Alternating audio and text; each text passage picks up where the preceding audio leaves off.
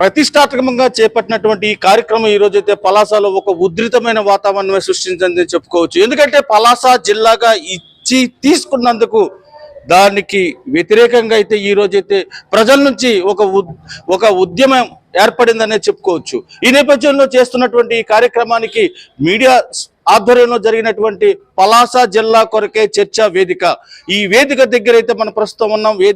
వేదికను అలంకరించినటువంటి పెద్దలు ఉన్నారు, మీడియా మిత్రులు ఉన్నారు. వాళ్ళని అడిగి మరిన్ని విశేషాలు అయితే తెలుసుకునే ప్రయత్నం చేద్దాం. చెప్పండి, ఈ రోజు ఈ కార్యక్రమానికి అసలు చేయడానికి మీ మనసులో ఎందుకు పుట్టింది? ఈ జిల్లా కొరకై ఎందుకు పోరాడుతున్నారు?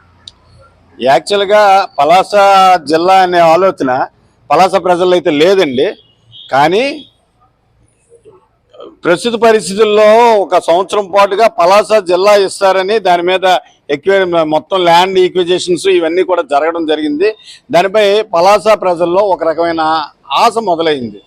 అలాంటి ఆశలో ఉన్న టైంలో పలాస జిల్లా అనేది ఇవ్వట్లేదు అనేది ప్రభుత్వం అనౌన్స్ చేసింది.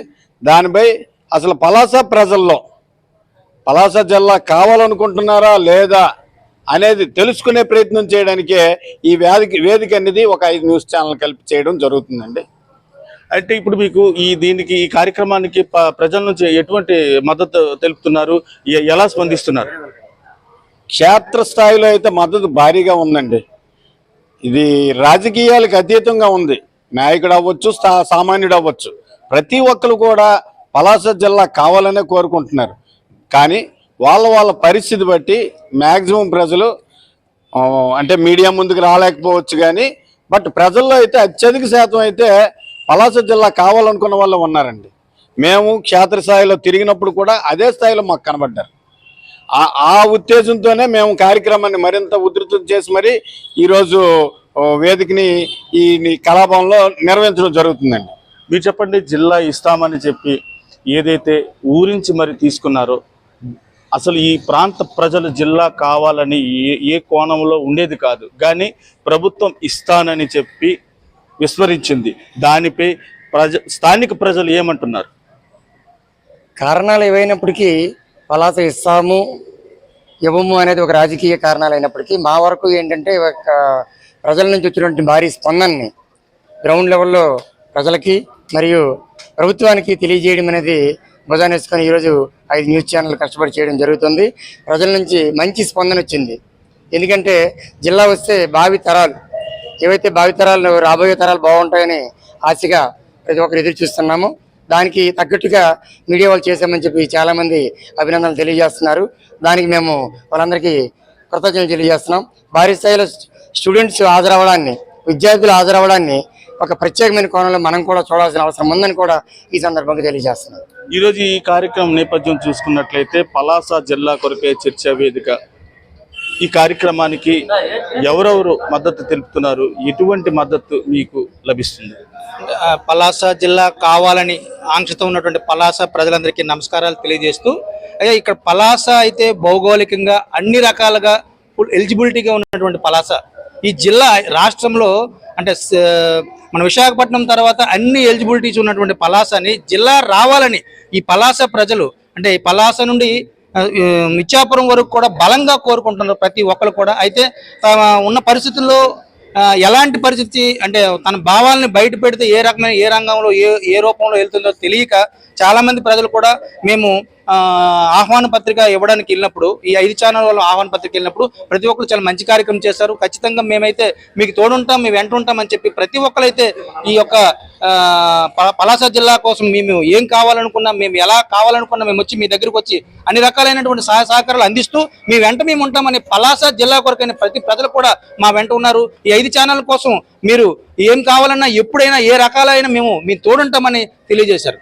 పలాస ఇది పరిస్థితి, తాజా పరిస్థితి చూసుకున్నట్లయితే పలాస జిల్లా ఏర్పడితే ఎటువంటి ప్రయోజనాలు ఉంటాయి, ఆ జిల్లా వల్ల ఎటువంటి లబ్ధి పొందుతారు పలాస ప్రజలు, ఈ ప్రాంత ప్రజలు అన్న దానిపై అయితే ఈరోజు ఈ యొక్క చర్చ వేదికగా పలాసలో ఏర్పడింది. ఈ నేపథ్యంలో మనతో పాటు జిల్లా నాయకులు కూడా ఉన్నారు. వాళ్ళని అడిగి తెలుసుకునే ప్రయత్నం అయితే చేద్దాం. చెప్పండి, పలాస జిల్లా ఏర్పడితే మనకి ఎటువంటి ప్రయోజనాలు ఉంటాయి, ఎటువంటి దుష్ప్రయోజనాలు ఉంటాయి, ఇది ప్రజలకు అందించే స్వభావంగా ఇటు ప్రభుత్వానికి ఇటు ప్రజలకు మధ్య వారధిగా పనిచేస్తున్నటువంటి మీడియా ఏదైతే ఉందో ఈ మీడియా ఎందుకు నడుము కట్టవలసి వచ్చింది?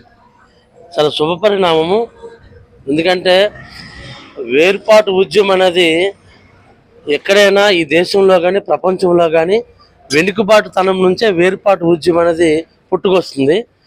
ఆ నేపథ్యంలోనే ఈరోజు పలాస జిల్లా ఖచ్చితంగా కావాలి అంటే ప్రత్యేకమైనటువంటి శ్రీకాకుళం జిల్లా నుంచి విడిపోవాలని, పలాస జిల్లా ఖచ్చితంగా కావాలని ఒక నినాదం అనేది ప్రజల బలంగా ఈరోజు వినిపిస్తూ ఉంది.